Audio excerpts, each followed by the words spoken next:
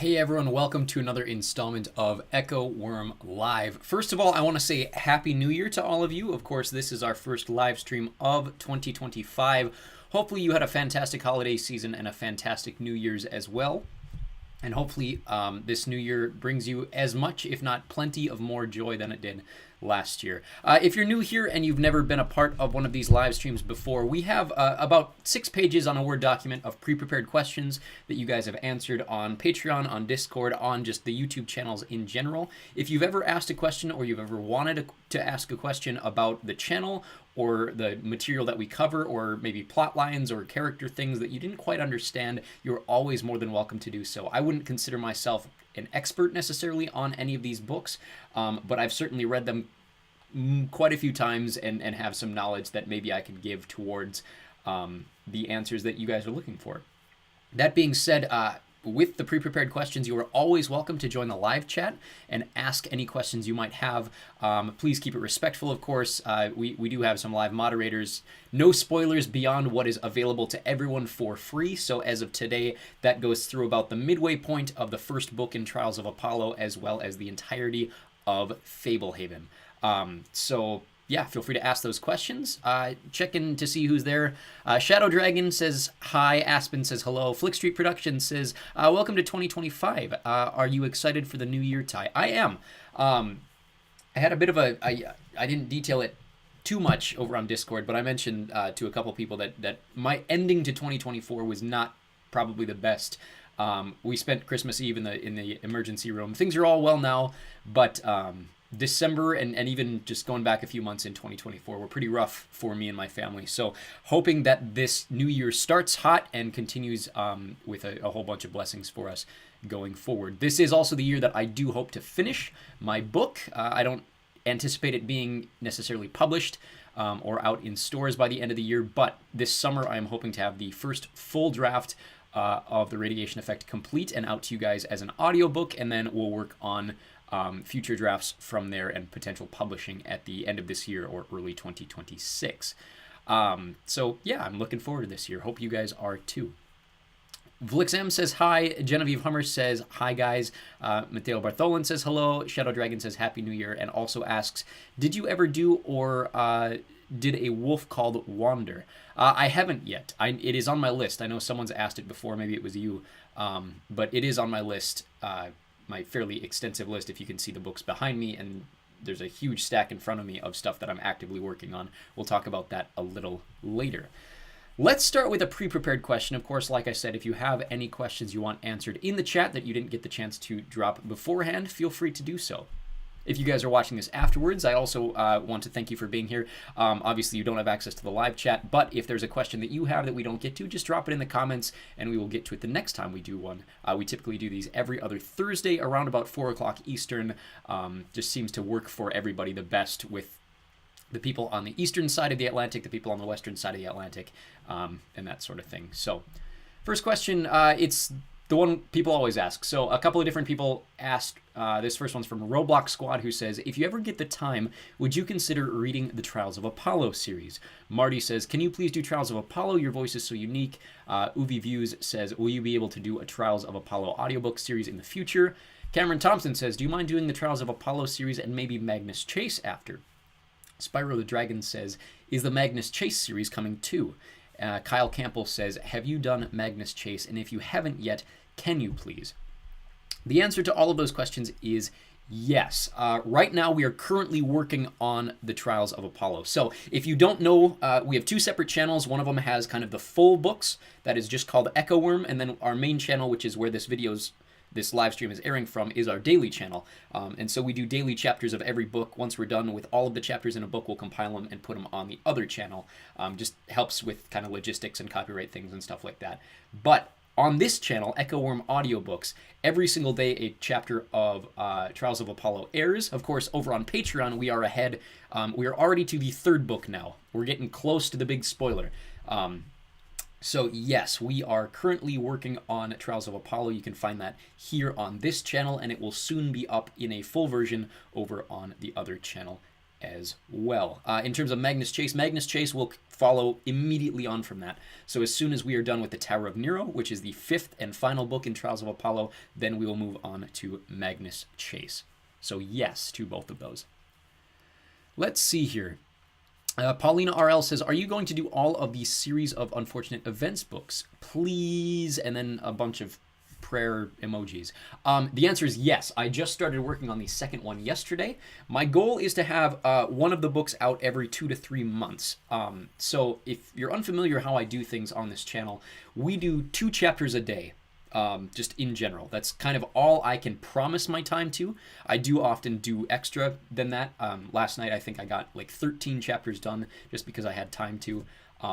But 2 chapters a day right now, of course, we're working on Trials of Apollo. We just finished Fablehaven last night over on Patreon and Vimeo, and now we will move on to Mockingjay, the 3rd and final book in the Hunger Games series. Series of Unfortunate Events is one of those where I just kind of drop it in full when I'm finished with it, when I get the chance.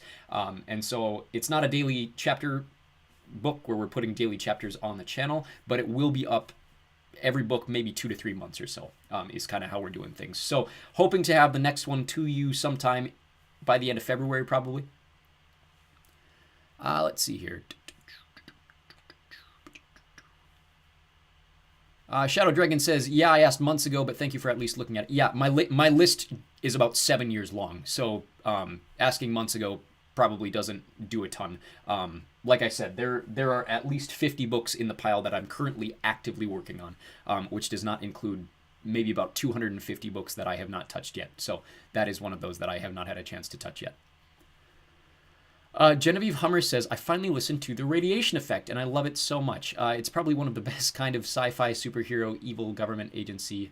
Well, thank you very much. For those of you unfamiliar, The Radiation Effect is my original book that I alluded to earlier.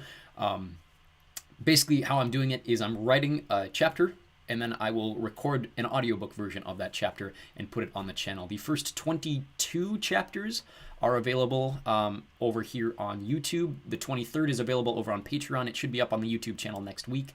Currently working on chapter 24. It should be about 36 to about 40 chapters by the end of it.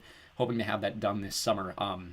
But we've developed kind of a community of people that have been listening to it and hopefully enjoying it. And we have a dedicated Discord server rather, where we talk about all things that we talk about on the channel, but one of the channels over on Discord is specifically tailored to The Radiation Effect, and we've been having some good discussions about characters, character interactions. So if that's something that you're interested in joining, there is a link in the description below where you can join our Discord server.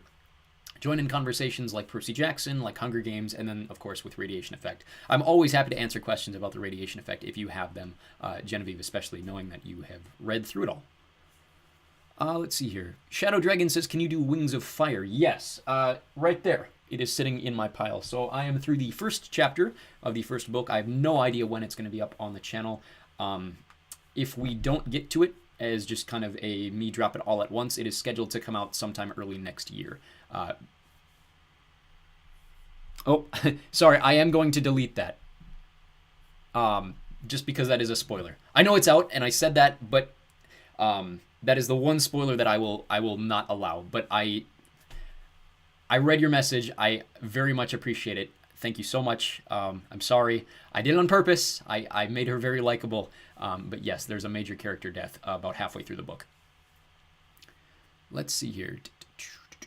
Where were we? Wings of Fire. Flick Street Productions says, question about the Radiation Effect. Is Truman High School named after former U.S. President Harry Truman? Yes. I think it's stated in the book, but if not, Harry Truman was the sitting U.S. president at the time that the Radiation Effect, or the IREA, the company that they work for, was founded.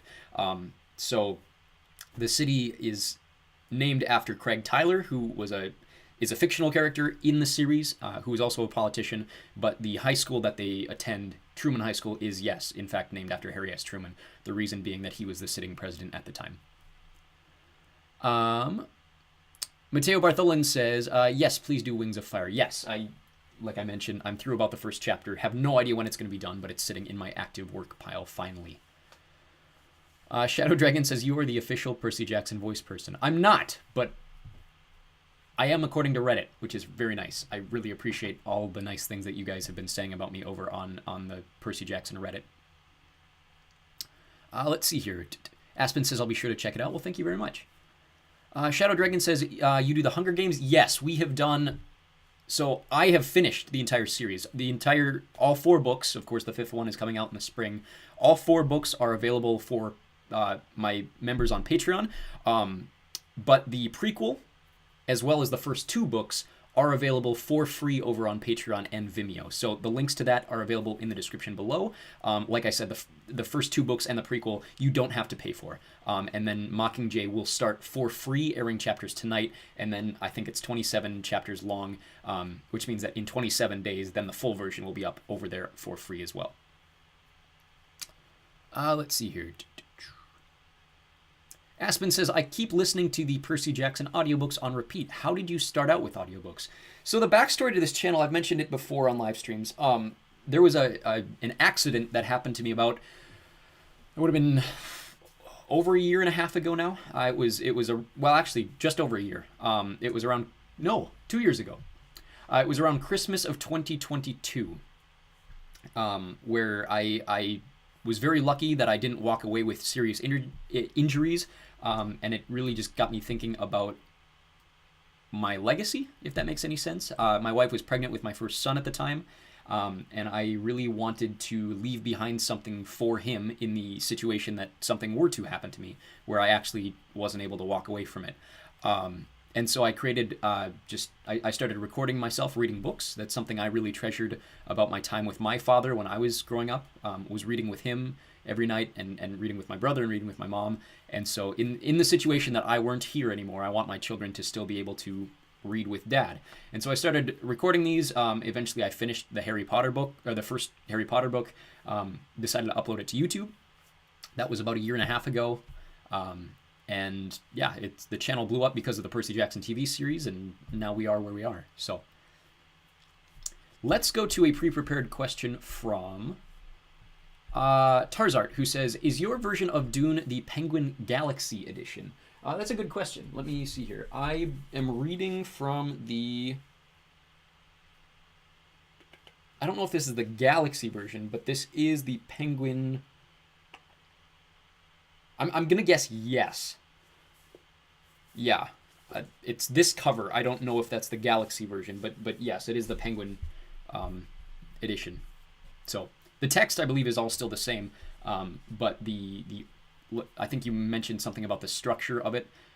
It's separated into not really chapters, but just different scenes, essentially, which I guess you could call chapters. I have them labeled as chapters, but it's really more just like different scenes in a televisualization, if that makes any sense. Let's go to a question from Enzo Pro. Well, there's a couple. Enzo Pro says, could you please read Dune Messiah? And Wendy Kirkpatrick says, would you please consider recording Dune Messiah and Children of Dune? For sure, Dune Messiah. I'm about halfway through it. You can find roughly the first half of the book over on Patreon, and it will be up on the channel starting in February. So yes, working on Dune Messiah. Children of Dune is not going to be a daily chapter book. It'll be one of the books that I throw behind me and just get done with it when I do. So I have no idea when that's going to be finished. There are a lot of other projects I want to work on.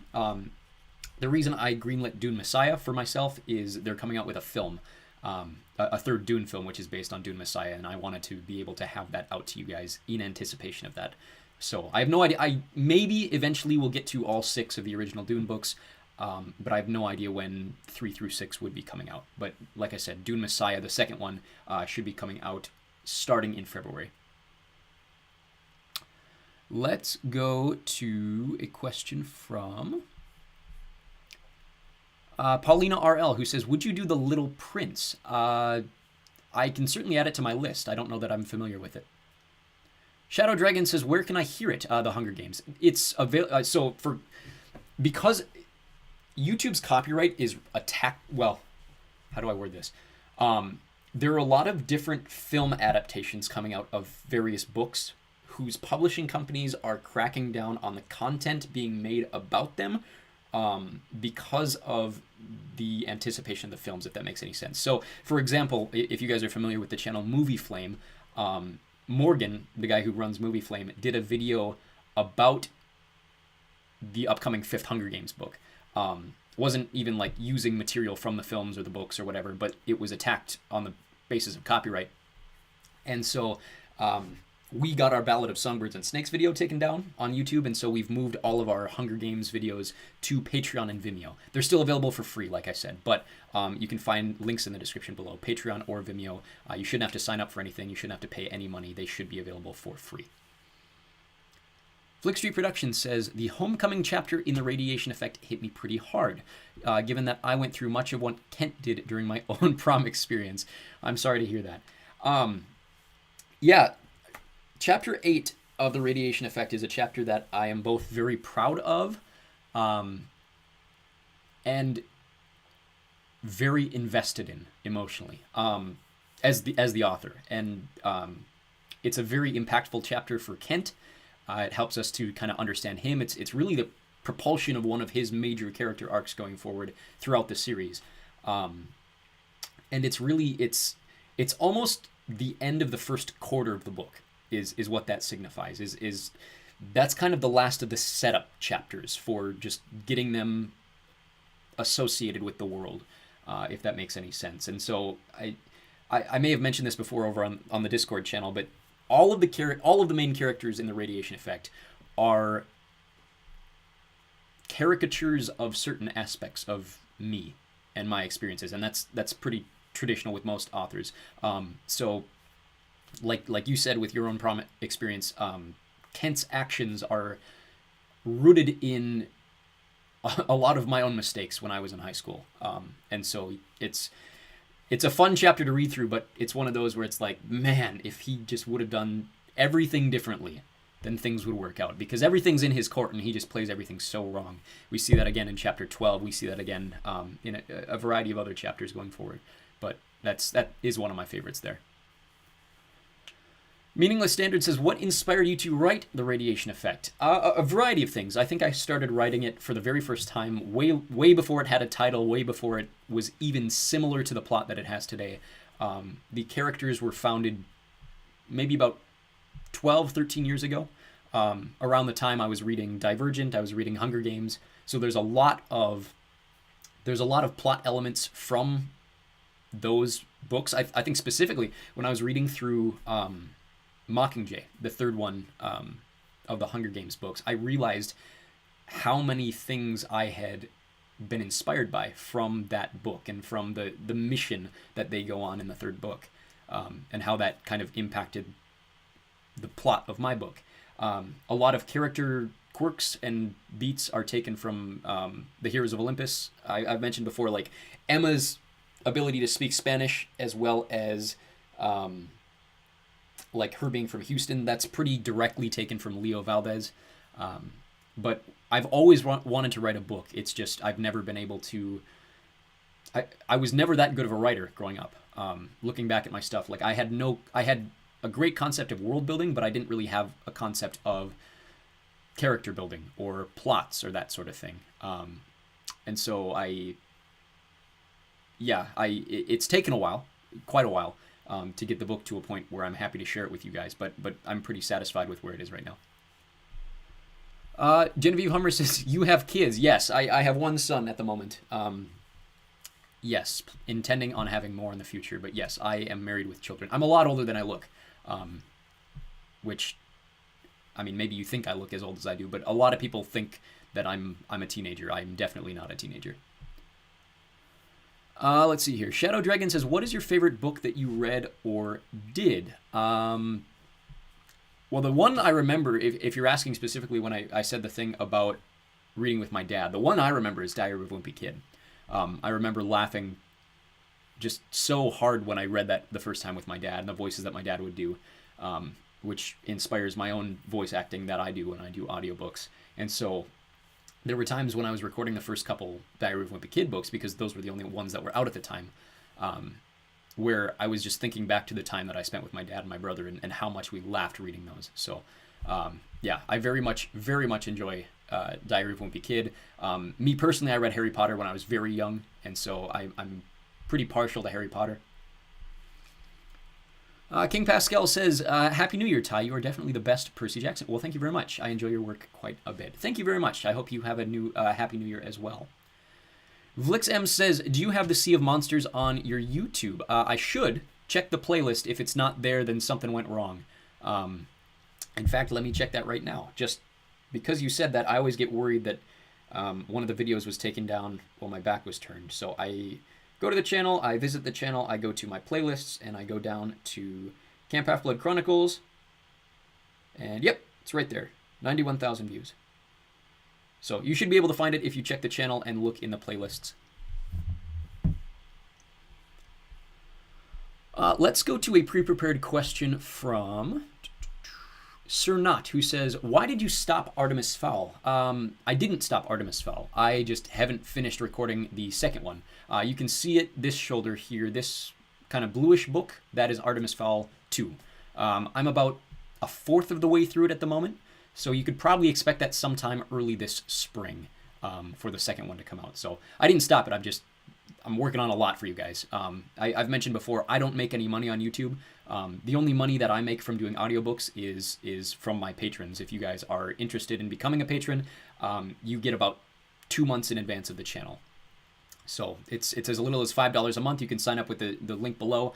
But I totally understand that not everybody has that financial capability, and I will never hide anything from you. The content that they get over on Patreon will always be available for free eventually. Right now, like I said, it's just about 2 months in advance of the channel. So yeah, I have a full-time job outside of YouTube because I don't make enough money to sustain my family with the money that I make doing audiobooks. And so there's quite a bit of backup because I'm only able to put a certain amount of time into it every day.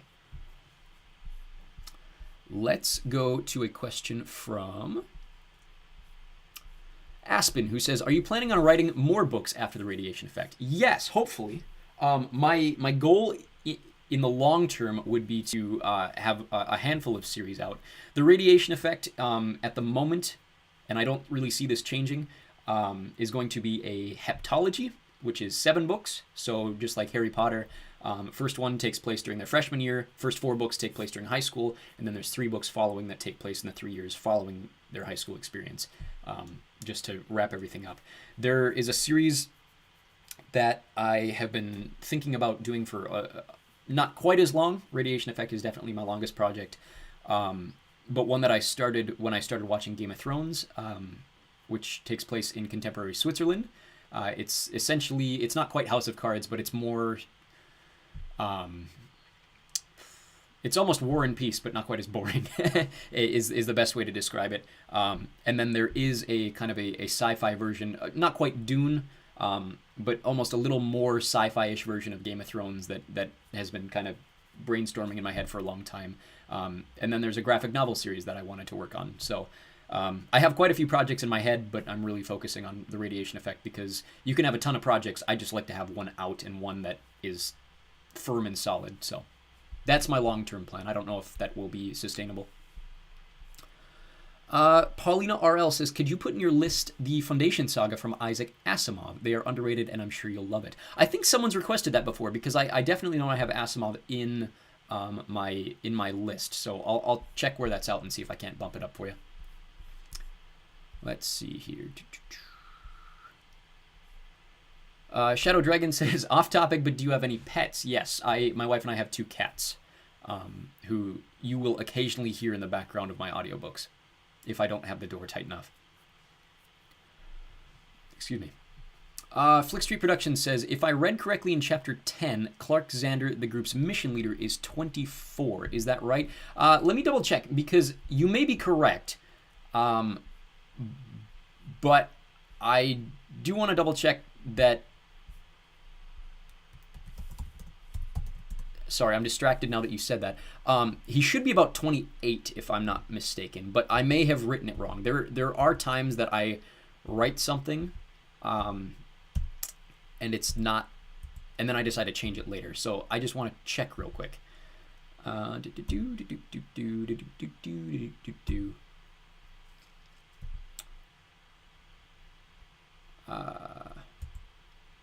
Yeah, he should be 28 years old. If there's a spot in there that says 24, let me know. Because chapter 10 is... I'm trying to remember which chapter that is. Oh, hold on. Control F is a magical thing. Yeah, if it says 24, let me know, but he should be about 28 years old. He's about 10 years beyond. He graduated, so the series takes place in 2014 is when the first book starts, and I believe he graduated in 2005. Let's see here. Katie Colella says, how old are you? I'm going to keep that one private at the moment. Aspen says, restricted mode hides Sea of Monsters if you have it on. I'm guessing you mean from a user's perspective, because I can see it from mine. Let me know if you guys can't see it on yours. Shadow Dragon says, do you think you can add the audiobooks in Spotify? I don't think so. You can find me on Spotify. If you look up Echo Wirm or The Echo Chamber by Echo Wirm, that is a podcast that we started going through and detailing each of the books that we've read on the channel. So we've taken a little pause from it. It's been a busy couple of months, like I mentioned earlier. But yes, you can find me on Spotify. I doubt that we could get the license to get these over on Spotify the same way that we're able to here on YouTube. Let's see here. Brady Northam says, would you ever do the Alex Rider series? It is on my list. Yes, you are the second or third person to request it. I do have Stormbreaker in my queue. I don't know exactly where it is in my massive pile of things, but yes, it is coming eventually. I'm not entirely sure when. Shadow Dragon says, how old is your channel? I believe I started the channel either November or December of 2020. No, first video was posted in January of 2023. So it's about 2 years old at this point, which is very nice. We're coming up on my birthday. The channel's birthday, not mine personally. Let's go to a pre-prepared question. Feel free to keep asking in the chat, but let's go to a pre-prepared question from Gina Lopez, who also asked something similar to what was asked in the chat. Can I find you on a podcast app? Yes, you should be able to find us on Apple Podcasts or Spotify or Podbean by looking for the Echo Wirm Echo Chamber. Is, like I said, it's a podcast we did. We went through Harry Potter and the Philosopher's Stone, just detailing all the individual chapters and kind of going through it more on an analytical basis, if that makes any sense. Ryan Erm says, is Chalice of the Gods the book after the Blood of Olympus? If so, what happened to Leo? The answer is yes. So the chronological order of the Percy Jackson books is not how they came out. And what I mean by that is they were written in the order of Percy Jackson, Heroes of Olympus, Trials of Apollo, the next Percy Jackson series. Of course, the next Percy Jackson series actually takes place before Trials of Apollo, and so you kind of have to do a little rearranging. So the book that takes place after Blood of Olympus is Chalice of the Gods. And the question about Leo, what happened to Leo? Leo is dead. So the canon, if you remember Blood of Olympus, at the end of Blood of Olympus, Leo dies and then comes back to life. But he comes back to life later, if that makes any sense. There is a period gap where he dies and then he comes back to life and returns.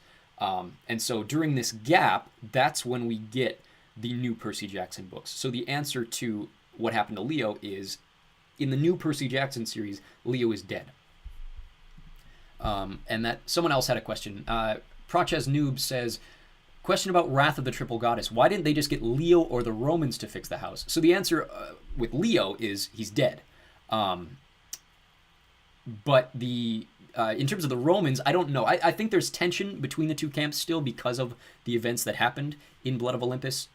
So I don't think they would really try to bring them all the way from California to New York to fix a house in the time that they have. But yeah, they can't use Leo because he's... let's see here. Paulina, I don't know what that means, if you want to clarify your question there. Shadow Dragon asks if you can see my pets. Not at the moment, because I don't know where they're hiding, and I don't want to interrupt the stream to go find them. Vlix says, which character is your favorite character that was written off or just in one book series? Oh, good question. So if I'm understanding your question correctly, who is my favorite character that appears in like one book and is killed off?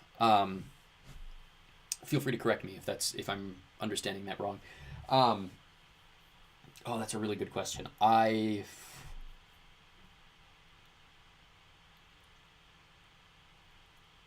mean, Bianca D'Angelo is the one that comes to mind. Cedric Diggory is another one.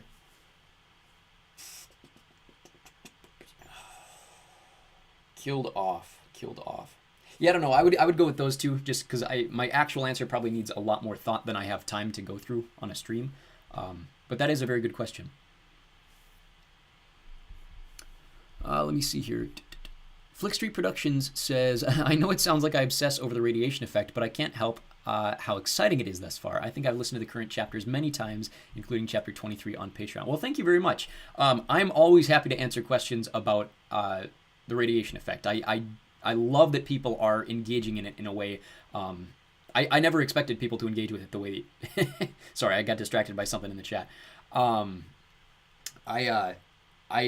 am very excited that you guys are excited about the book. And so if you guys have questions about characters or plots, or if you want to voice theories that you have going forward, I'm always happy to listen and give credence to some of those. So you're more than welcome to do so in the chat, or like I said, over on Discord, we have a channel specific for that. Let's see here. Aspen says, is Lyre of Apollo part of the same series? Okay, Singer of Apollo, the same series as Wrath of the Triple Goddess? No. So Percy Jackson and the Singer of Apollo is a short story that fits into the series after The Last Olympian. So if you remember the first 5 Percy Jackson books, Percy Jackson and the Singer of Apollo is a short story that fits right afterwards. So it doesn't really mean anything for the rest of the series. It's kind of insignificant, but it is up on the channel if you guys want to listen to it. The answer to the last 2 questions in the chat is possibly. Shadow Dragon says, who is your favorite character from your favorite book? My favorite book is A Storm of Swords by George R.R. Martin. My favorite character in said book is probably either Tyrion or Cersei Lannister. They are very fun characters to read. Paulina says it's a personality test, really famous, also called 16 Personalities. I don't know. I've never taken it before. I don't know the answer to that. Let's go to a question from Aiko Loves Chocolate, who says, do you have timestamps available so I know where to mark my place?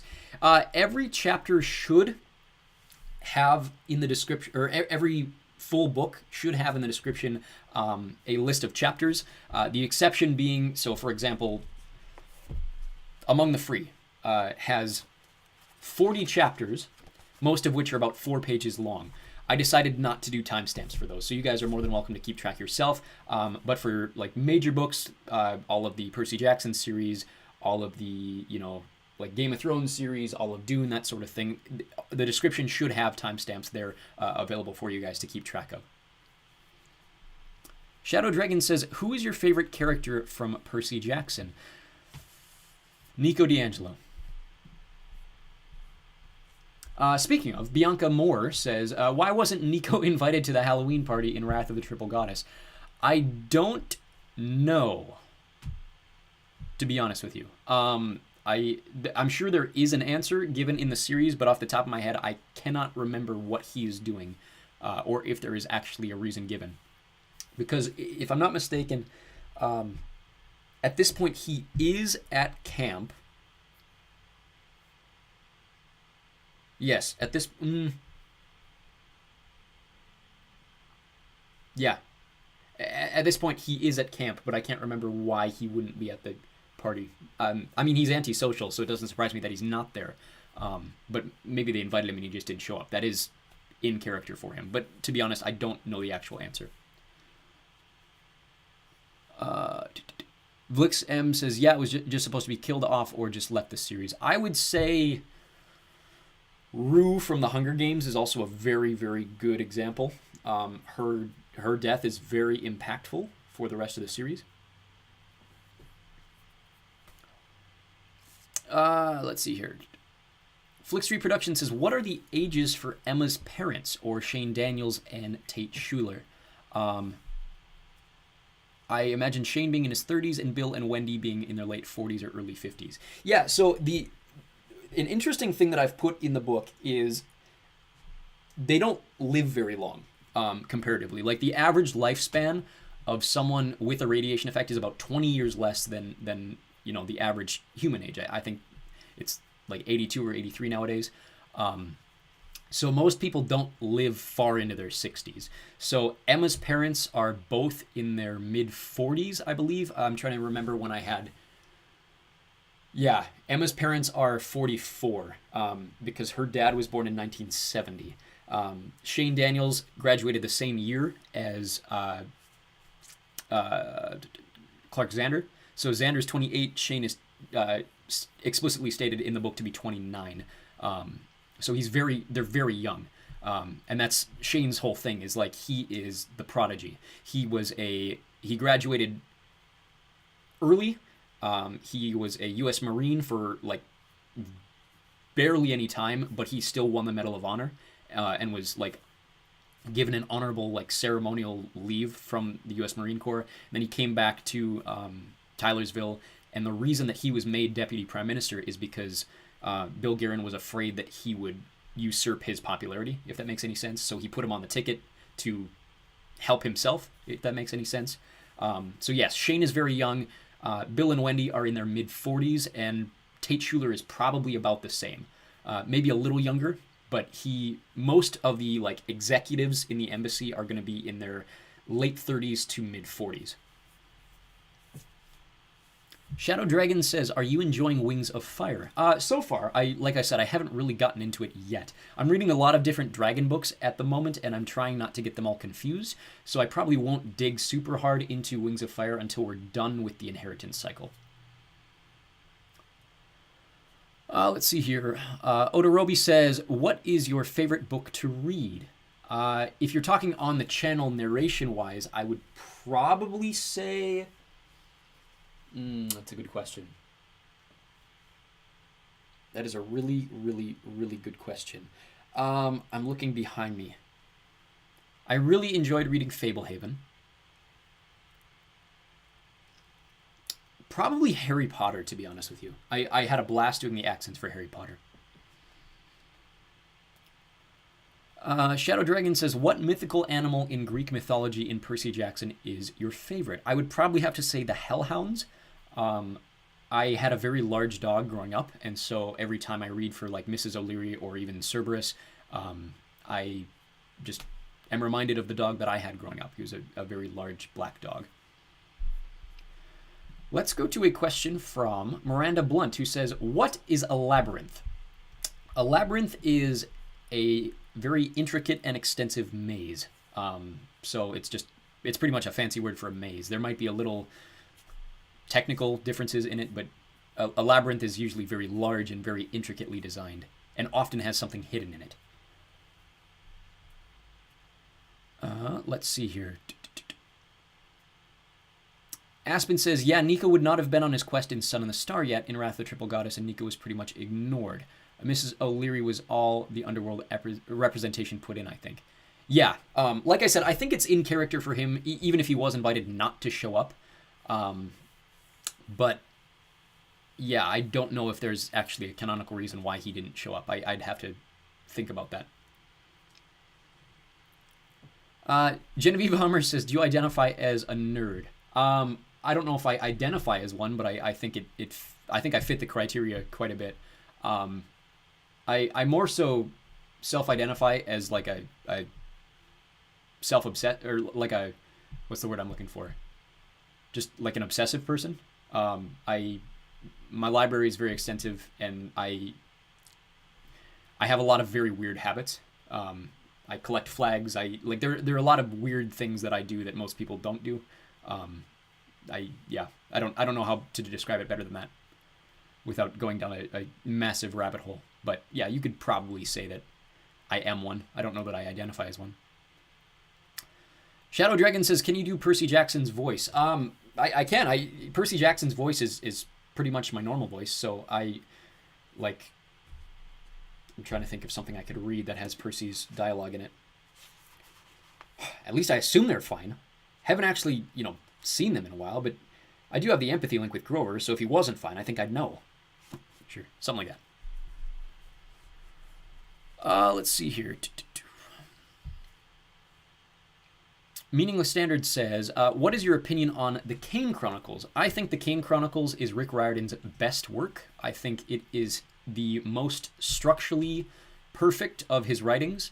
I think it has the most concrete themes. I think the progression from book to book and the pacing from book to book is better than anything he's ever written. I know it's very underliked and has often not really been given its flowers. And I will say the first time I read it, when it came out, I didn't like it as much. But looking back now, having recorded it, I genuinely think Rick Riordan has never made a better series as a whole than the 3 Kane Chronicles books. Flickstreet Productions asks, is Nation Ball a combination of soccer and hockey? That's what I get when I read Chapter 7, which is one of my favorite chapters. Nation Ball is a sport I invented. More yes and no. So the closest sport to Nation Ball would probably be handball. If you're not European, you probably don't really know what handball is. The only difference, of course, being that you can't really use your hands in Nation Ball. So the rules are very similar with some fairly drastic differences. You can't use your hands to hold the ball. And so in that way, it's very similar to soccer. You can still use your arms, but it's basically like human pinball. So there's a single ball that bounces on... They play inside like a boarded area, kind of like a hockey rink. And then they basically have to bounce this ball to the other side. And so if you go to the wiki, we created a fandom wiki for the radiation effect. If you look in the description below, there should be a link to it. And one of the more detailed pages is on Nation Ball. So if you go to the wiki and look up Nation Ball, it should give you a list of rules and maybe give you a better understanding of the game that wasn't in the chapter. But I would say saying it's a combination of soccer and hockey is fairly accurate. But I've always, as the person who created, I've always thought of it more as based on handball. Genevieve Hummer says, what do you think of the headcanon that Rick Riordan is just old Percy writing about his youth? It's interesting that you say that. I've heard that theory before. And it's not far off from the truth. So Percy Jackson is based on Haley Riordan, which is Rick Riordan's, I believe, oldest son. I can't remember how many kids Rick has or what the order is, but Haley Riordan is Rick's son. And the stories of Percy Jackson were created originally to insert Haley into mythology, if that makes any sense. It was a bedtime story that Rick used to read to Haley and I believe his other children. And so it makes sense that these are retellings of past events from Percy's perspective in the future. It makes sense to me, but it's actually not far off from what is actually the truth. Shadow Dragon says, what is your favorite book from Percy Jackson? My favorite book in the original Percy Jackson series is Battle of the Labyrinth. My favorite book in the entire Camp Half-Blood Chronicles saga is... Excuse me. Forgot to be drinking this.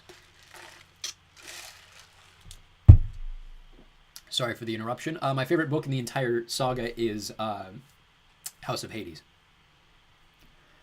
Aspen says, what is your least favorite book?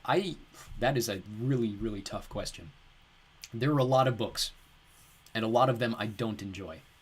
A lot of them I do enjoy, but you're talking millions of books around the world, thousands of which I've probably read, and I would say the one that I have enjoyed the least ever in reading it was probably The Scarlet Letter by Nathaniel Hawthorne.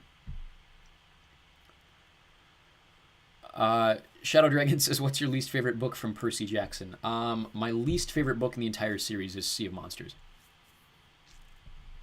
Shadow Dragon says, do you ship Perkabeth? Yeah, I think so. I just, I have probably said this before. This is a really weird side tangent, but when I was reading the books for the first time, I was at roughly the same age as Percy and Annabeth, maybe a few years younger. And at the time, my middle school crush was someone who looked and acted very similarly to Annabeth. So it was very easy for me to read Percy's POV and then self-insert myself in there. So yes, I have always shipped them. Aishna says, can you please read Fourth Wing? I can add it to my list. I'm not familiar with Fourth Wing. Maybe, I'm trying to think here. Yeah, I don't know that I'm familiar with it, but I will add it to my list here. Anna Brenda says, can you check out the Ascendant series? Yes, I will add that to my list as well. I'm not super familiar with either of those titles, but I can add it to my list. Young Horseparts says, have you ever read the Fablehaven and Dragonwatch series? Yes, the first Fablehaven book is up over on Patreon and Vimeo for free. I'm currently working on the second one. Which shoulder? This shoulder. This book right here is the second one, The Rise of the Evening Star. We'll be slowly working on that one as well, hoping to have that out in the next 3 to 4 months. But yeah, the first Fablehaven book is up over on Patreon and Vimeo for free. That's another one of those, like I said, with Hunger Games. There's a film adaptation coming out, and they're pretty aggressive with their copyright attacks at the moment. So we're trying to keep that away from the channel because there's so much other good stuff that we have on the channel, and we don't want to ruin what we have going on here. Brady Northam says, have you ever read any of the Clive Cussler books? I have not. I'm not familiar with the Clive Cussler books. Intergalactic says, are these the full audiobooks? Audible says they're supposed to be longer. I have news for you. These are all my original recordings. So everything that you find on the channel is going to be me, if that wasn't obvious. Even with the accents, every voice you hear on the channel, except for Patrick Fabian's cameo, is my voice. And so Audible will not have the correct times because that is someone else reading the audiobooks. These are all of my original recordings. So all of what you see on the channel, unless it's labeled like part 1 of whatever or part 2 of whatever, are all going to be the full versions, just done at my pace and in my voice. Morgan G says, have you heard of Epic the Musical? It's a retelling of the Odyssey. Yes. I'm assuming you weren't aware of this, but it is a running joke that in every single one of these live streams, someone asks about that. And I don't know, like I said, I don't know if you were aware of it, but yes, I am familiar with Epic the Musical. The first like 5 or 6 live streams that I did, people kept asking about it, and I kept putting it off, and finally I had to check it out because they were bugging me about it too many times. But yes, I am familiar with it. Shadow Dragon says, what types of book would you never read? That depends if you mean on the channel or just in general. Because there's a lot that I have read that I wouldn't read on the channel. There's not a lot that I haven't read, or there's stuff that I'm not interested in reading. I'm not a big fan of Western novels. I'm not a huge fan of just like the stereotypical romance novels. I don't really get anything out of them. But like my extent of genre that I read is fairly extensive. But then like there's a lot that I wouldn't read on the channel necessarily. Let's see here. Vlixam says, the only character I like in the Sea of Monsters is Tyson. Sea of Monsters, it's a necessary installation in the series. A lot of people like it. A lot of people have nostalgia for it. I think it's by far the weakest book in the series, maybe with the exception of the new books. The new books are definitely not quite at the same level as the older books, and I think that's done on purpose. The scale is significantly smaller, but Sea of Monsters has always felt like it's just there to be there, if that makes any sense. And yeah, Tyson is probably the only real enjoyable character because the whole time everybody's just really aggressively mad at each other. which makes sense going forward in the series. It helps with character progression, but it's not that enjoyable to read necessarily. Morgan G says, I didn't know that. I haven't watched many of your live streams. Well, welcome. I'm happy to have you here. I think it's very funny that you asked that just because of that context. So, Shadow Dragon says, in general, what types of books would you never read? Yeah, I would say like Western novels, just like sappy romance novels. Yeah, I don't know. Those are like, I would not gravitate toward those. If someone really enjoyed one and like someone close to me was like, you need to read this, like I'm begging you to read this so we can talk about it, I'd be like, okay. The Avatar 5261 says, keep up the great work. I listen to your videos at work. Great voice for videos. Thank you very much. I really appreciate it. Aspen says, what is your least favorite book in Heroes of Olympus? Good question. Blood of Olympus. Fairly securely, I think. A lot of people don't like the Lost Hero. I've always people get mad at me because I understand why people like Son of Neptune. I've never connected with the Roman stuff the way most people do, and so I've always preferred the Lost Hero to Son of Neptune. But I think Blood of Olympus is it's the shortest of the series. There's not a lot going on in it. Not a lot happens in Blood of Olympus, and you can kind of feel Rick try to stretch it out. But for example, of all of my audiobooks in Heroes of Olympus, Blood of Olympus is the only one that would fit into a 10-hour video. I still did separate it into two, but like it's significantly shorter than any of the other ones. And it just, I don't know, it like the payoff didn't quite feel as great as the Percy Jackson payoff, if that makes any sense. So for me, it's Blood of Olympus. Shadow Dragon says, would you ever read comic book types? Not on the channel for obvious reasons, but like I have a collection of comic books. If you're asking if I'd read them outside the channel, yeah, I read graphic novels fairly commonly. Where are we at here? Sorry, I lost my place. Meaningless Standard says, what's your favorite TV show? My favorite TV show of all time is Orphan Black. My favorite TV show, like, fandom, like, which TV show am I the biggest fan of would probably be Doctor Who. There's a very slight difference in my answers, but like, my personal favorite TV show of all time is Orphan Black. But the series that I engage with, A, because it's still ongoing, and B, because the fandom is so big, is Doctor Who. Morgan G says, I was wondering why you decided to read the new Percy Jackson books before the Trials of Apollo. Two reasons. One, they take place before Trials of Apollo, so I wanted to do it chronologically.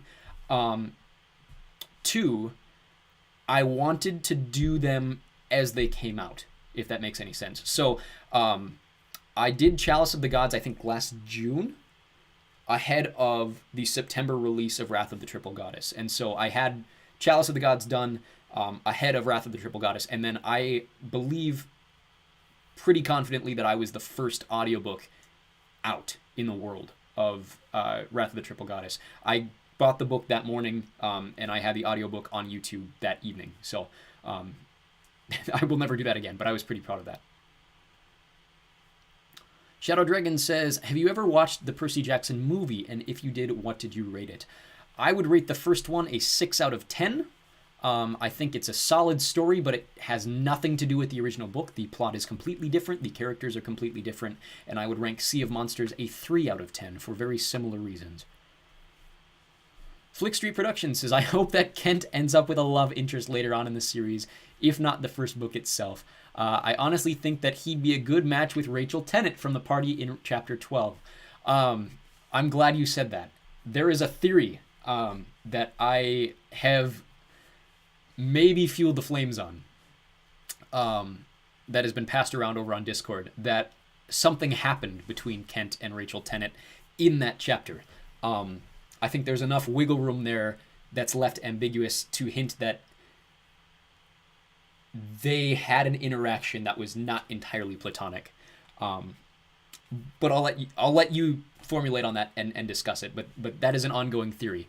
But beyond that, yes, I'm glad you said so, because without spoiling anything major, a lot of Kent's storyline will have to do with his romantic feelings, and the way that he approaches them, if that makes any sense. And so in the future, in future books especially, we'll see some development in that. I won't spoil anything for the rest of this book, but we've already seen some interactions with various characters and that sort of thing for Kent. But I'm glad you said so. Shadow Dragon says, "What is your pet's name?" I have two cats. One of them is named Emma, and one of them is named Sebastian. Let's go to a question from Tim Rollins, who says, "In which book does Percy get his third school recommendation letter?"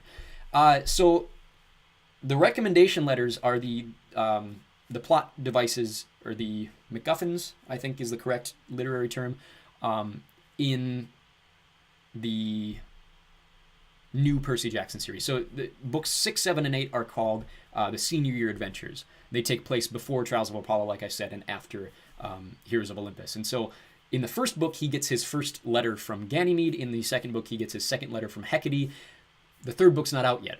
And so the answer to your question is he will get that letter in Percy Jackson 8, which presumably comes out this fall. I have a theory that it's going to come out around Christmas, and it's going to be Christmas themed, because we don't know anything about it right now. There is no indication. By this time last year, we already knew the rough plot of Wrath of the Triple Goddess. We already knew who the main character / villain / she's not really the antagonist, but she's not also... you know what I mean.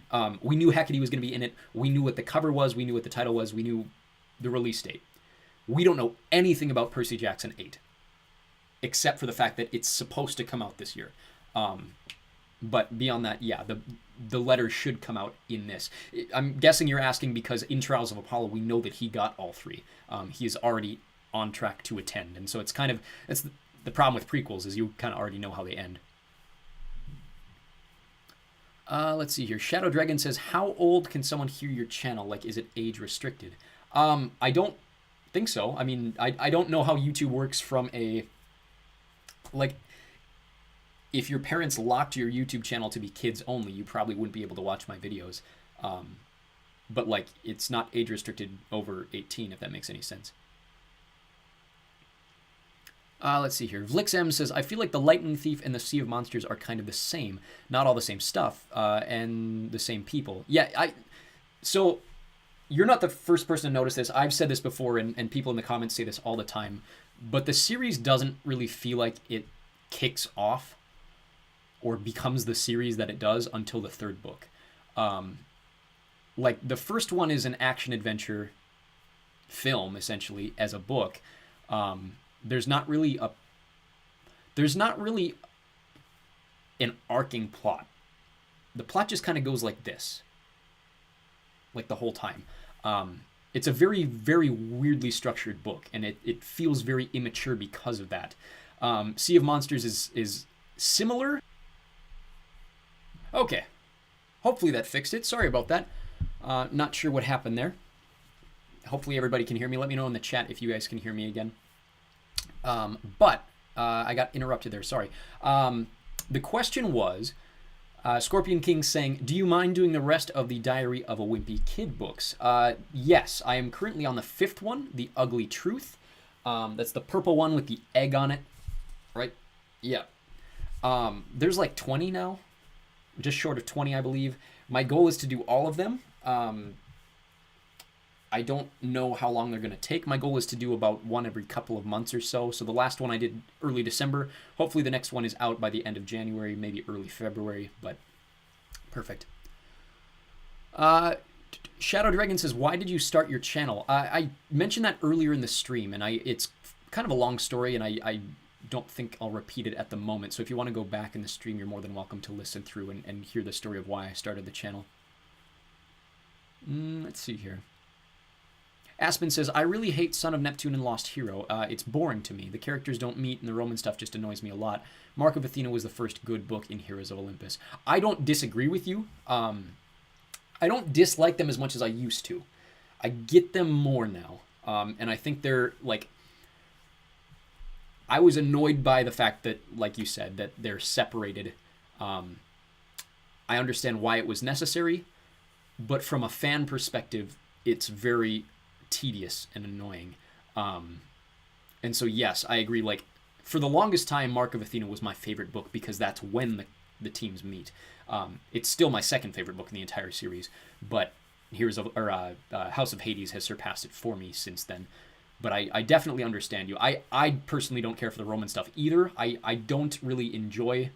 I've always been much more of a fan of the Greek stuff, and so for me, I prefer Lost Hero, even though I don't like the characters nearly as much as I do the characters in Son of Neptune. I just think the plot of The Lost Hero is better, in my opinion.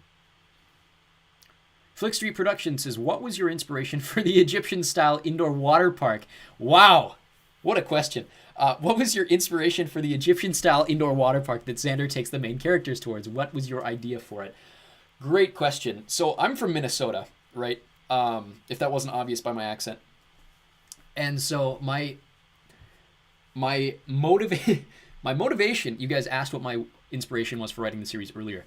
My inspiration for Pharaohs, the water park that is mentioned literally just once in the series so far. Hopefully it comes back, because I think it's a fun little location.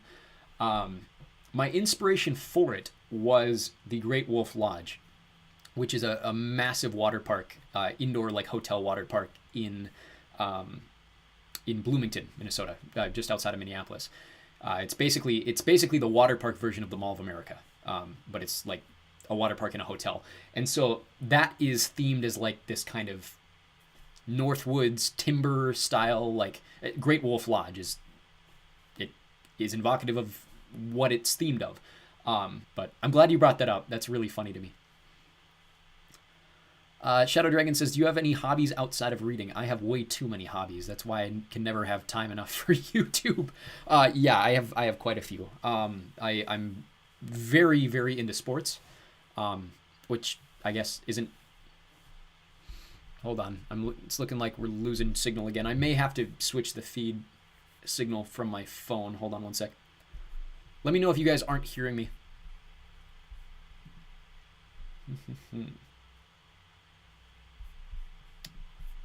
Let's go like this.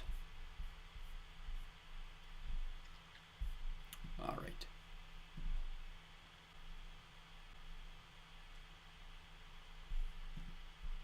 All right. So sorry about that, guys. Let me know what the last thing you guys could hear clearly was on the stream. This doesn't happen very often anymore. I'm not really sure what's going on. I switched to a different Wi-Fi server, so hopefully that fixes it. But let me know what the last thing you guys heard me say was. I'm going to start with a question from Isabella Swan, who asks, can you please do more than one chapter a day? I love listening at night, and I want to know what happens next. So I mentioned earlier in the stream... I still can't hear.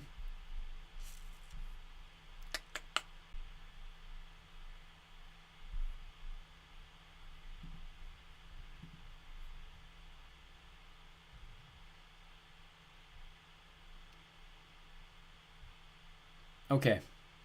Sorry about that, everybody. It says my connection at the moment is strong. I'm not entirely sure what happened there.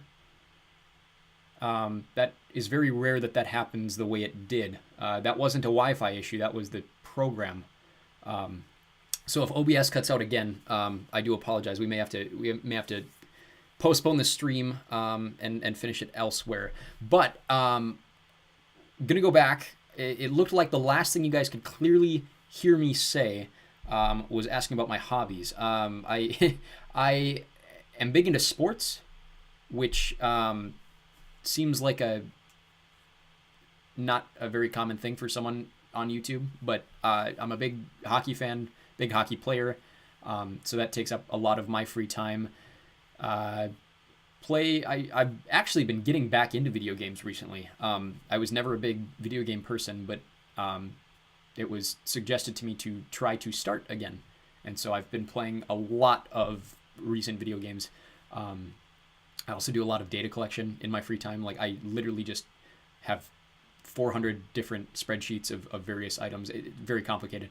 But yeah, I have a lot of weird hobbies. Shoot.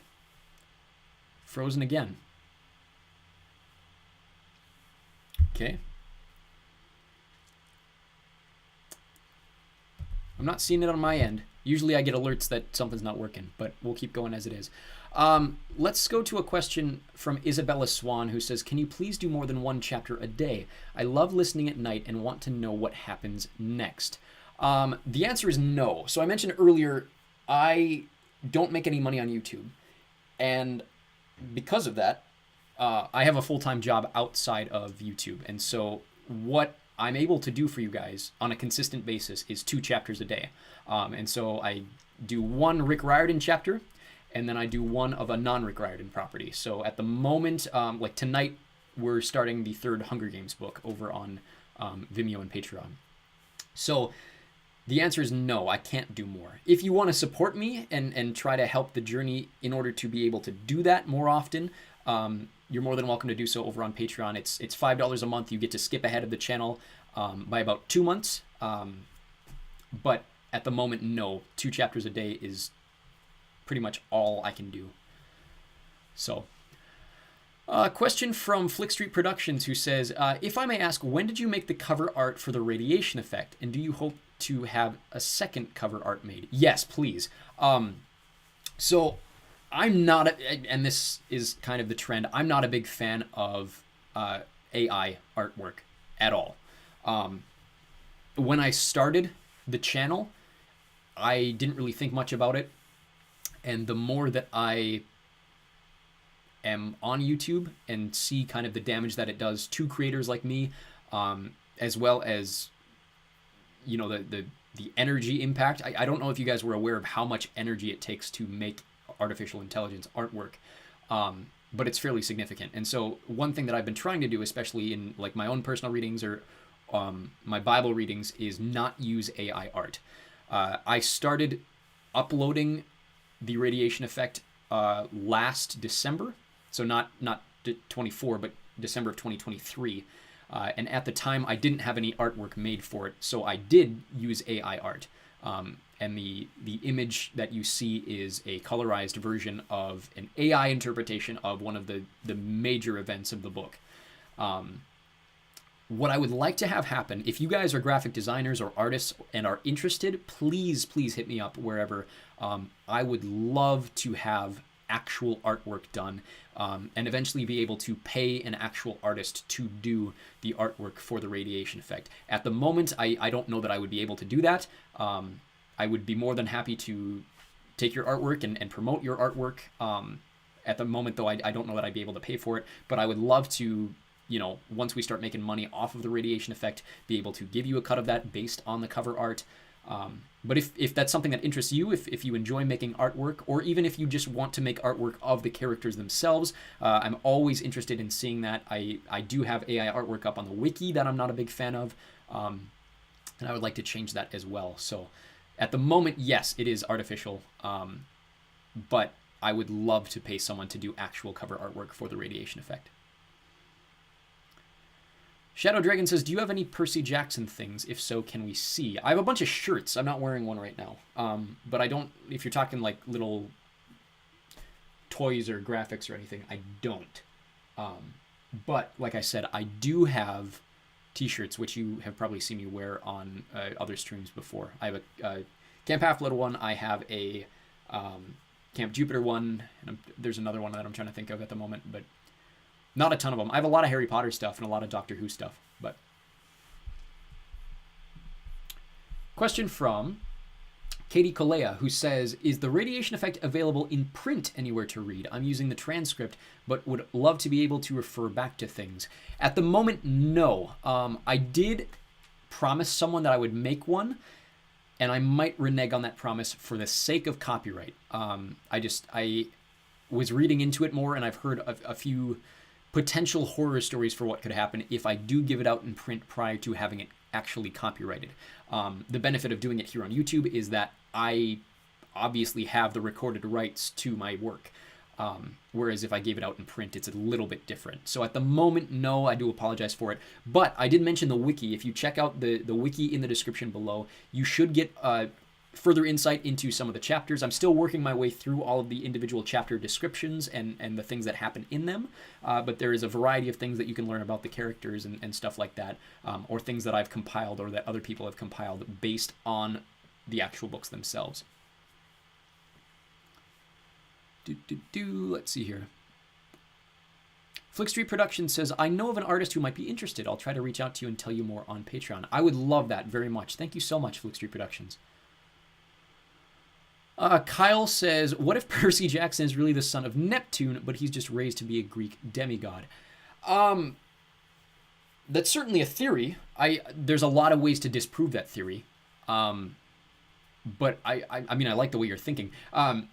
There's a sentence in Trials of Apollo where Meg actually asks the same question, where she asks, how do you know I'm the daughter of Demeter and not Ceres? And Apollo basically goes, that people can tell the difference, especially gods. Like, we can tell the difference between the sides of ourselves. The evidence for Percy obviously being the son of Poseidon rather than Neptune is Neptune never shows up for Percy. Poseidon shows up for Percy. Sally Jackson never knew Neptune. Sally Jackson knew Poseidon, if that makes any sense. So I like the theory, but I think there's a lot to disprove it just right off the bat. Shadow Dragon says, I want to learn how to draw, sketch, and color. There's should be a lot of resources at your disposal, especially on YouTube. I've never been a very good visual artist. I've always been more of a like a technology artist, if that makes any sense. Like, it's always been music and writing for me. Let's go to a question from Cameron Thompson, who says, if you're looking for another series, I would love to see you give the Nicholas Flamel books by Michael Scott a shot. That has been requested quite a bit, actually, and I'm trying to remember. It is in my pile behind me. The Immortal something Secrets of Nicholas Flamel. It is in. I haven't started it, but it is in the pile behind me. Let's see here. Flick Street Production says, my least favorite Camp Half-Blood book is The Dark Prophecy, which hurts me because it's in Indianapolis, the city of my home state of Indiana, which hurts so much. Yeah, a couple of thoughts on that. You may have said that in a live stream before, and that was when I was reading The Dark Prophecy. I actually like The Dark Prophecy better than The Hidden Oracle because things actually happen in The Dark Prophecy. I always feel like The Hidden Oracle doesn't really have a plot, and you get about halfway through the book and you're like, okay, so this is just going to take place at Camp Half-Blood then, isn't it? Because you're waiting for like an actual quest to happen or an actual mission to happen, and nothing ever happens. Dark Prophecy felt a little different. It felt a little more like a Percy Jackson book to me. That being said, as someone not from Indiana, Rick Riordan hates Indiana. I don't know if you guys noticed that when you were reading through it, but Rick Riordan has like a vendetta against Indiana. And not like a cute, like, I'm going to play against, for example, like Burning Maze takes place in California. And he talks a lot of nonsense about California, like he makes fun of California a lot. But the stuff about Indiana that he talks about in the second book always feels like it's from a place that is significantly less playful. And I'm not really sure what that's about or based on, but he tends to roast Indianapolis pretty hard. So I understand, A, why you wouldn't like it for a variety of reasons. It is still a very boring book. Nothing really happens in it. The plot feels a little more cohesive. But then specifically the Indiana stuff it became a little much for me when I read through it. Shadow Dragon asks, do you play any instruments? I play a lot of different instruments, yes. My main job is I'm a professional musician. Edge of Pop says, do you put all the chapters together when you're done with the whole story? Yes. So how we do things, I mentioned this earlier in the stream, how we do things is every day on this channel, I will post 2 chapters, one of a Rick Riordan property and one of a non-Rick Riordan property. And then once all of the chapters in each book are complete, I will compile all of those into a full version of the audiobook and then put it over on our second channel, just Echo Worm. So yes is the long short answer to your question. Sarcastic King Dude says, why are your playlists not in order? They should be. If there ever is one, let me know which one specifically, because they should all be in a manual order, often chronologically. Like, I'll usually put the prequels before all the other ones. Like for Percy Jackson, they're all in reading order rather than publishing order. Xpogo Sam says, jumping in here while pretending to work, agree that Trials of Apollo Book 2 feels like a side quest. I feel like the first two feel like a side quest. Genuinely, I was reading through the first one, and I could not stop thinking to myself, when is something going to happen? Because to me, it feels like, for example, I say this writing a book that is mostly conversations, right? The first Trials of Apollo book feels like conversation, conversation, conversation. Capture the flag for no reason. Conversation. Conversation. And nothing happens. Whereas book 2 feels like a normal Percy Jackson book, but really, really boring, if that makes any sense. Like, I cannot... The plot is just abysmal. To me, at least. Xpogo Sam says, on Patreon, would love a separate collection for Trials of Apollo. I can... probably do that. I thought it might be cleaner to put all of them together in one series, but I can separate them on Patreon like I do over on YouTube as well.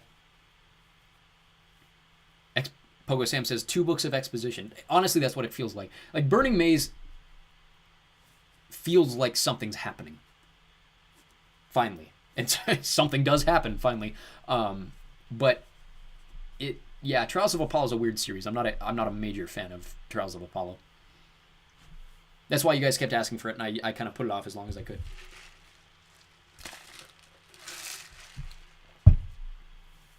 Let's go to a question from Nan Puxley, who says, will you start working on Sunrise on the Reaping as soon as it comes out like you did with Wrath of the Triple Goddess, or will the wait time be longer? The wait time will be longer. So I mentioned earlier, what I did with Wrath of the Triple Goddess is it came out in the morning, and I had the audiobook done by the time I went to bed. I won't do that again. That was exhausting. It took up an entire weekday. I took the day off of work to record that for you guys so that I could basically break a record for myself. My voice was shot for the following several weeks. What I will do with Sunrise on the Reaping is as soon as the book comes out, I will start that chapter that night. I'll probably do 3 chapters a day until we're done with Sunrise on the Reaping, and just add it to whatever else we're going through at the time. I think it's scheduled to come out like the end of March or something.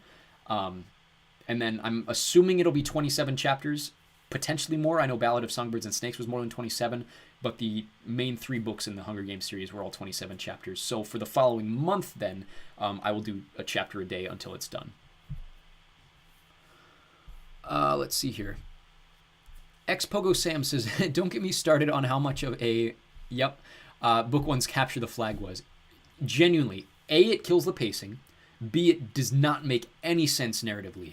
The character motivations, Chiron's actions make 0 sense. It's not a very well-written book, to be honest with you, in my opinion. The first Trials of Apollo book is not a very cohesive book. And maybe that was done on purpose, but it's not enjoyable to read. Flick Street Productions says, when you talk to the Radiation Effect series having 7 books, I hope that we get some time with the characters during their summer vacations, and whether or not they'll see each other then. Good observation / question, maybe? I'm going to answer some questions that you didn't ask in that statement. Yes, we will see summer vacations throughout the rest of the series. The whole thing about when I said the first book takes place during their freshman year, second book during their... It's not necessarily the book 1 ends in May and then we see him again in the fall like Harry Potter. Although a lot does get skipped over during their summer vacations because of the fact that, like, most squads don't typically go on missions during the summer. That's more of an adult thing. So like during their 4 years of school, they basically have the summer off school-wise. They still train. A lot of them still live in the city. They are given like massive vacation times, which we will see. The second book is going to start with several of the characters on their sponsored summer vacation. They basically get to go on vacation for a couple weeks at the expense of the company. But then we will also see a lot of interactions throughout their summers through flashbacks going forward. So most of the books will, like I said, start in that August-September area and then finish around that May-June, similar to Harry Potter, but there will be overlap. It won't be explicit, and then we will also see a lot of just like flashbacks to certain moments. Book 3 especially, I know I'm really putting myself in the future, but book 3 especially is going to have a lot of details about the summer between book 2 and book 3 because of the fact that so much happens during that time. I'm skipping ahead. I'm spoiling things. I'm sorry. Pogo Sam knows that I tend to spoil things about my own books. It's not very good. Shadow Dragon says, what is your favorite instrument and why? Probably bass because it's easiest for me to play. I am a trained bass player. Pogo Sam says, agree with Flick Street. Would love for some non-school year plot lines with the characters, as well as more flashbacks with Liz. Yeah, I can't promise anything, and I don't want to spoil anything. But yes, we will see a bit of that. Flick Street Productions says, in Percy Stinkson and the Lightning Fart, Percy takes shots at the camp doing Capture the Flag and how outdated and stupid of an activity it is. It does feel like 1970s church camp to me sometimes, just the way that things are set up. I have always felt that life in the camp feels very immature in comparison to the maturity expected out of 12-year-olds on their quests, if that makes any sense. And I get that maybe that's like a safety thing, but it always feels like it's very poorly dichotomized, if that makes any sense. Pogo Sam says, summer discussion reminds me of how odd it is that Hogwarts didn't have like summer semesters. Harry can't be the only one with a poor, abusive home situation. Well, screw you for thinking about it. That's why. Yeah, no, I completely agree with you. There are some questionable things going on with the Hogwarts summer scene. But yeah, like I said, the plots of the radiation effect will all traditionally take place around the school year. Once they graduate, that's going to become even looser than it is. But there will be characters that they don't just go home necessarily because they are still technically supposed to live in like Tylersville or the hub cities. But in future books, we will see characters move away to different cities, and so they'll transfer out. Some of them earlier than others. They have the option to transfer anytime after the semester ends and anytime before the next one begins. So if, say, Emma wanted to go travel abroad, she could move anytime from June to August, and we may see some of that going forward. Aspen says, who would your godly parent be if you were a demigod? I've always said Hades. Question from Joshua Lane, who says, do you plan on doing the Percy Jackson Greek Gods and Greek Heroes books? Yes. One of them is behind my shoulder. I gotta remember which way to go. This one, right? Holy moly. Can't figure out the backwards camera thing. This black book here is Percy Jackson's Greek Gods. So yes, I will get to it when I have time to. It'll probably be peppered in. I've been trying to do all of the Rick Riordan like side books. We've already done the Demigod Files, the Demigod Diaries, the Camp Jupiter classified book. Eventually we will do Camp Half-Blood Confidential, as well as the Greek Heroes, Greek Gods, and all of the other side books. But it may take a while, because there's quite a few of them. And if I'm not doing daily chapters for them, in order to push everything else forward, it's at the expense of them not coming out for a while. So, Shadow Dragon says, is there any book that you hate to the point that you don't want to see it? Not specifically. I mean, I'm not a we should ban this sort of book kind of person. Like it's less a certain book. It's more so authors that I just really don't like or really don't care for, or have done things that make me not want to read their material. Shadow Dragon says, what book do you recommend to get? Depends how old you are. I would probably recommend, if you don't have the Harry Potter series, I would get the Harry Potter series. Flickstreet Productions says, the Nation Ball match in Chapter 7 reminds me of the Quidditch World Cup match in the Goblet of Fire. Did you think of that when you wrote it? Not the World Cup. Probably more so just Quidditch in general in Harry Potter. It's like, it's a big match, but it's not like, these are high school kids. It's not like professionals playing. But the reason I wanted to include it was because I wanted to provide a look at the culture and community of Tylersville and just the program as a whole, and kind of add like this sense of fun and belonging to the series that is then kind of swept away as soon as they get into their mission stuff. So it was definitely inspired by Quidditch, I think, but not the World Cup, if that makes any sense. Preston Wolf says, I would love to hear you do the Testing series by Joël Charbonneau. It's a future dystopia-style trilogy similar to The Hunger Games. I will definitely check it out. I want to say you're the first person to ask for that, but I feel like that name seems familiar. Not just the last name, but the first name as well. So it might already be on my list, but I will definitely check it out.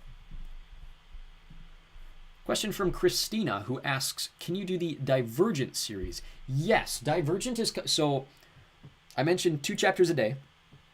One being Rick Riordan, one not being Rick Riordan. On the not Rick Riordan side, we are currently on Mockingjay. Once we're done with Mockingjay, we will do Dune Messiah. Once we are done with Dune Messiah, we will do Aragon. And then after Aragon will be Divergent. And then we're going to bounce back and forth between the Inheritance Cycle series and the Divergent series. So it's coming very shortly. I want to say it starts end of March, early April on the channel, and over on Patreon probably the beginning of February. Let's go to a question from... I have a few more questions. Let me take a sip of this first.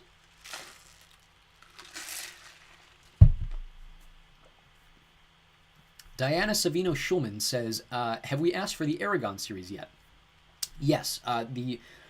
So Aragon is the first book in what is titled the Inheritance Cycle. There are 4 main books in that series, and then there's a couple other side books. Of course, the big one being Murtaugh, which is kind of a prequel of sorts. And I don't know if I will get to Murtaugh, but all of the other books, yes, we will do. Starting in, what did I just say? February, March, sometime.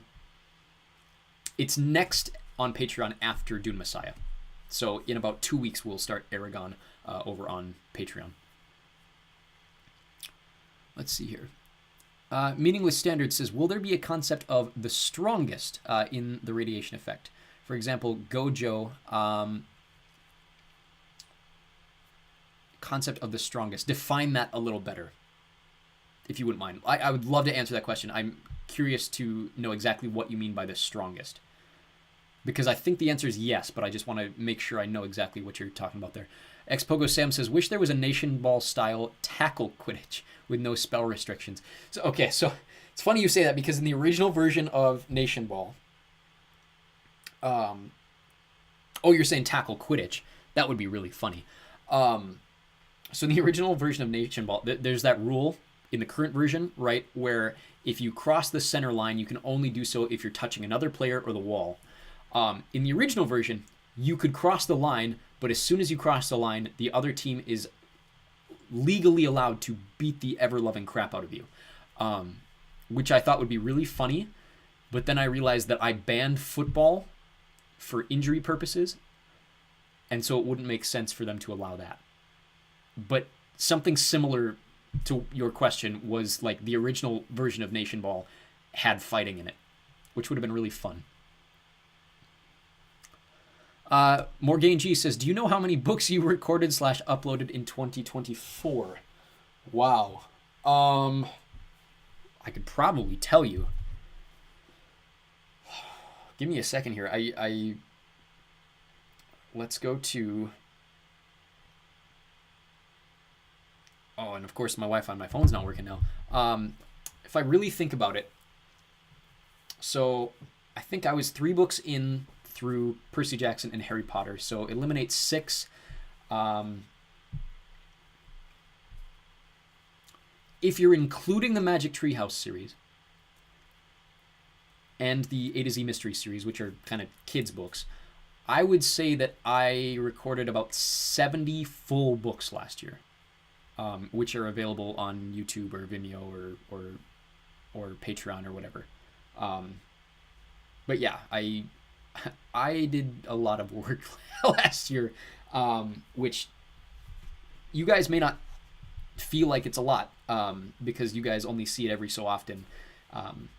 And obviously there's a lot of unfinished stuff that has yet to come out. And so beyond that, I've still put in a lot of work, but I would say it's anywhere from 60 to 80 total books. Shadow Dragon says, how did you get your channel name? Good question. I had a dream and it appeared to me in it. God spoke to me through prophecy. I'm being sarcastic. I actually did have a dream where that phrase was uttered, and that was the only thing I remembered from the dream. And it sounds like earworm. And I originally wanted to name it the Echo Chamber, but there were a lot of channels already called that. And so I combined earworm with Echo Chamber, and we got Echo Worm. But then I spelt it incorrectly on purpose because it's an advertising trick. Morgan G says, whoa, that's amazing. Congrats. Thank you very much. I really do appreciate just you guys seeing the hard work side of things. Because like I said, a lot of the time you guys don't. And that's okay. Paul Milky says, Cirque du Freak has a special place in my heart for having the best depiction of vampires. Would you consider reading it? I'm not super familiar with Cirque du Freak, but I will potentially check it out and add it to the list. Let's go to a question from Child of Hephaestus, who says, can you read Beast Quest? That's another one. I think someone's requested that before, and I'm not super familiar with it, but it is on the list, and I will add it to my big collection.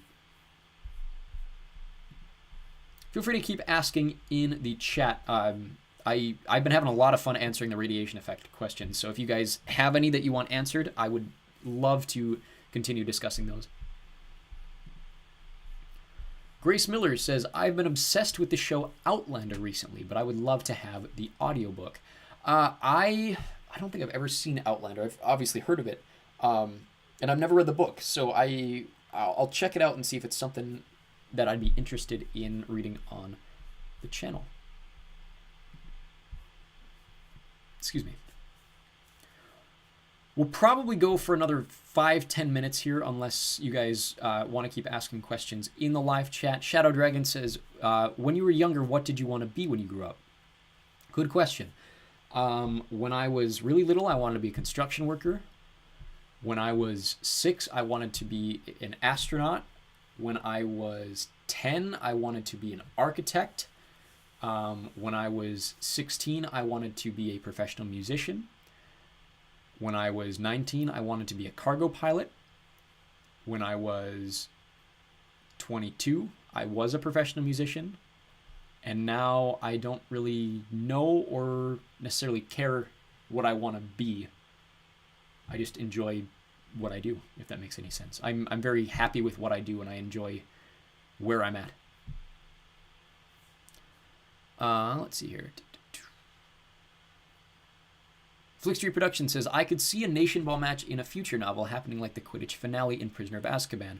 I could see the main 6, including Margot, losing her mind during it. Do you agree? Yeah. There's a problem with the main 6, though. There's only 5 of them now. But yeah, so the playoffs are mentioned in the book, and I think it's the match they have against the Caribbean. that they end up losing in, and so they are no longer in the Nation Ball playoffs. But yes, in an upcoming chapter in this book, I haven't decided. I might cut it for pacing reasons because it may affect the pacing of the book. But I do intend to have somewhere in the future the ice hockey championships held in Tylersville in the United States. Flick Street Production says, especially with Jordan playing in it. Yeah. Yeah, I can definitely see that happening. Meaningless Standards says, how many effects can a person have, and does having more effects shorten the person's lifespan? It's a really good question. So traditionally, the answer to how many effects can a person have is 1. On maybe about 10 different occasions, a person has developed multiple effects. It is kind of hinted at, but never explicit. I don't know that I've explicitly said it, but when you say multiple effects, no one has really ever developed more than 2. The only potential exception to that, I'll say, and this I don't think is spoiling anything. It's one of those that I don't think I've ever said it explicitly in the book, but it's kind of that cool little outside knowledge. The only exception to that may be Craig Tyler. So Craig Tyler was the Prime Minister of the United States branch during the 70s. He's mentioned several times. He is the reason Tylersville is named Tylersville. He was assassinated in 1973. And that was kind of, there was this big political restructuring because of his assassination. The reasons for his assassination are kind of muddy. And we see bits of that in chapter 21 with Paul from Atlas just kind of detailing questionable things to Johnny, making him rethink what he's been taught about the assassination. And Craig Tyler is well known in the book. It's been stated in the book that he, obviously prior to Johnny, was the only American ever to develop multiple effects. And I think what I'm trying to get at with Craig Tyler, and even in his assassination, is he developed not just more than one effect, but many effects. Or had the potential to develop many effects, which could have been seen as dangerous to certain people and could have potentially led to his assassination. So traditionally the answer is just 1, but it's possible to have many in very rare circumstances. In fact, it's so rare that when Johnny comes back to Tylersville, presumably eventually, of course, there's a lot of things that need to happen for him to be able to come back to Tylersville and not be an enemy of the state and whatnot. And but if he ever were to come back to Tylersville, I'm not going to spoil anything, he would probably be seen as more of a science experiment. Obviously, like, everyone in the company is already kind of a science experiment, but they all have effects. Whereas with Johnny, he would be the only person in the entire city to have a second effect, and potentially multiple more, as is hinted at in chapter 21. So to answer your second question, that's actually something I've never considered before, but it would make sense that the answer is yes. Does having more effects shorten the person's lifespan? From a meta standpoint and kind of a sarcastic standpoint, yes. In the case of Craig Tyler, he was assassinated. But in terms of all of these members of the company typically develop cancers in their 60s, which lead to their deaths, would multiple effects accentuate that or accelerate that, rather? The answer is probably. But we don't know enough or have not been given enough to know that yet. But I'm glad you brought that up. That's a very, very interesting thing that I've never really considered in depth, but I would probably like to make that canon. Shadow Dragon says, when are you going to be live again? Probably 2 weeks from today. We'll see. It may be 3 weeks from today. Today is the 2nd. There are 2 options. One of those options is we go live on let's see here. We could do Tuesday the 14th, or we could do the following Thursday. So I'll let you know. So look for that. It will either be 12 days from today or 21 days from today.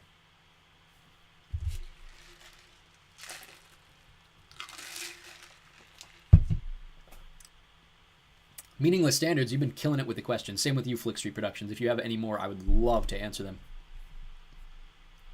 Shadow Dragon says also what time? Probably around the same time. I don't know specifically, but we try to shoot around 4 o'clock Eastern time.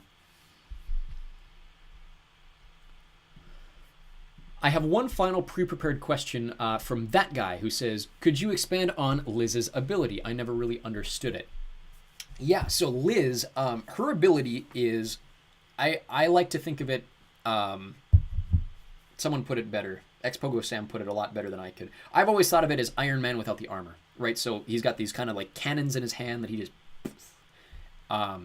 Liz's ability is very similar. She has the ability to create balls of plasma energy that she expels from her body, typically through her hands. And so I don't know exactly like how to explain how it happens.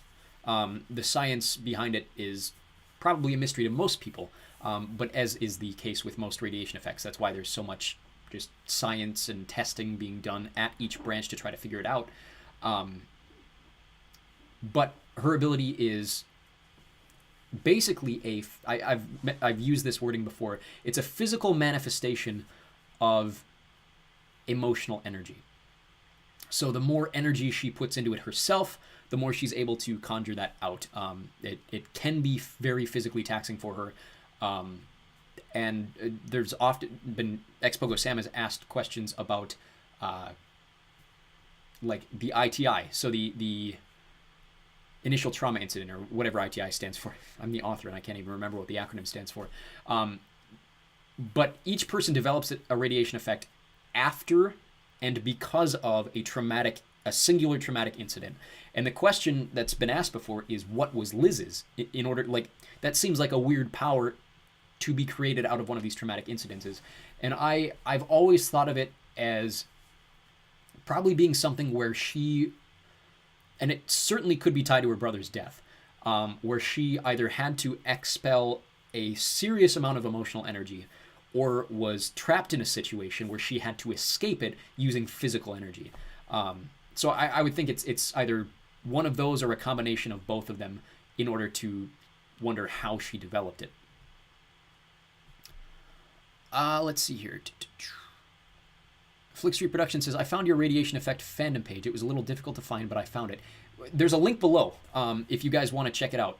There's literally a link below. Otherwise, just look up irea.fandom.com. You shouldn't have to go searching too far for it. You can literally just click the link in the description. Morgan G says, all these questions about the radiation effect made me want to listen to it. It's going to be my next listen. Well, thank you very much. I'm glad to have another person jumping on board. Flick Street Production says, you're going to love it. Thank you very much. Shadow Dragon says, does your wife / girlfriend love to read too? My wife does love to read. She has a Kindle that she is often on when she goes to bed. So she's the one exception to the giving someone a physical version of the book. I turned it into a PDF that she can read on her Kindle. So she actually does have the radiation effect on her Kindle that she reads through. Meaningless Standards says, can animals or other such creatures have effects? It's a really good question. The answer is possibly. However, you would need to lock them in a laboratory and give them extreme doses of lethal radiation poisoning,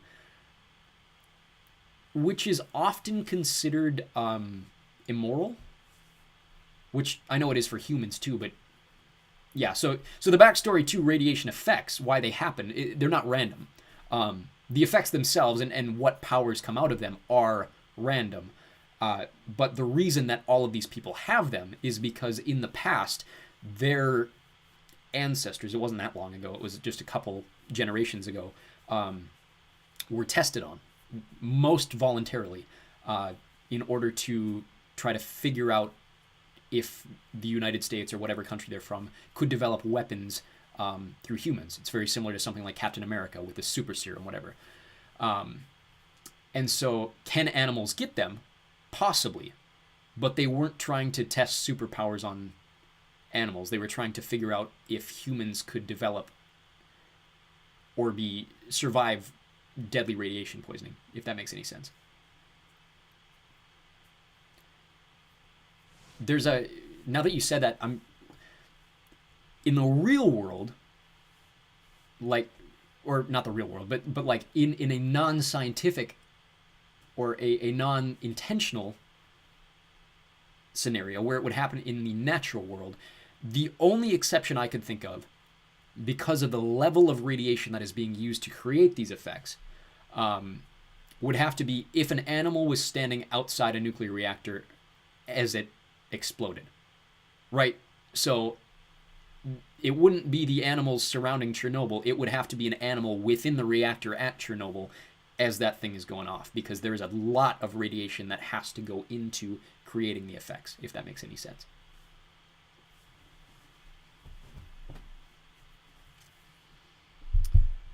I believe I'm through with all the questions. I would love to keep going if you guys have any more. I may stick around for a few more minutes, but I don't want to sit on dead air too long.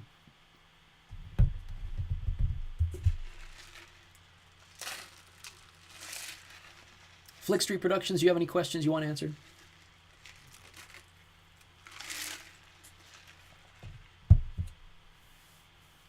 Otherwise, I'm going to go like this. I'm going to go to my Patreon page and just plug it real quick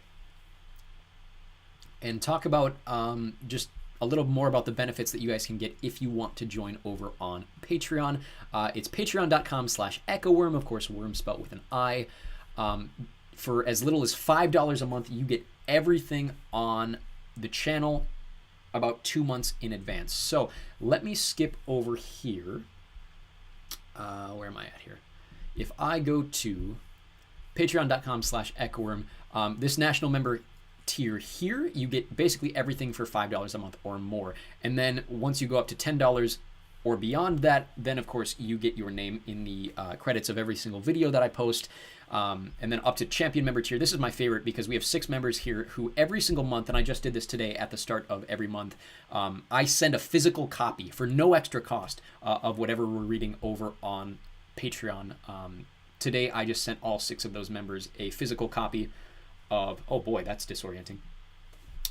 A physical copy of The Burning Maze. So that should be arriving in their mailboxes sometime in the next week. Like I said, no extra cost. It's just $25 a month or more.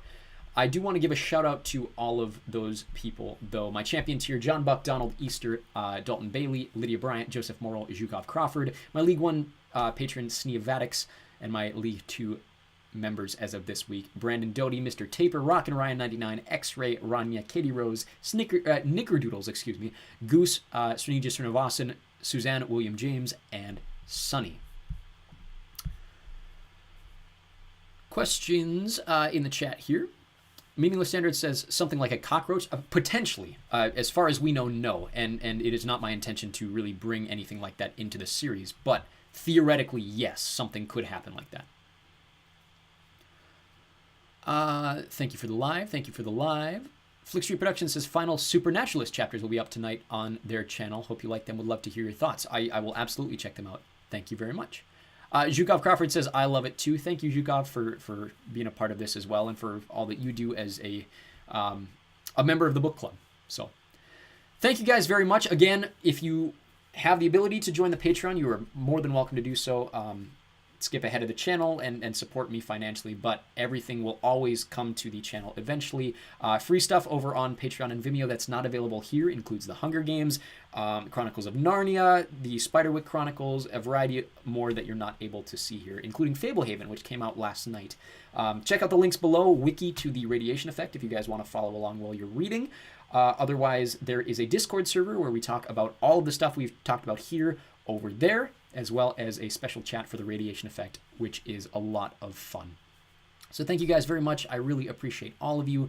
Hope you guys have a great rest of your evening or night, and we'll see you in a couple, maybe 3 weeks.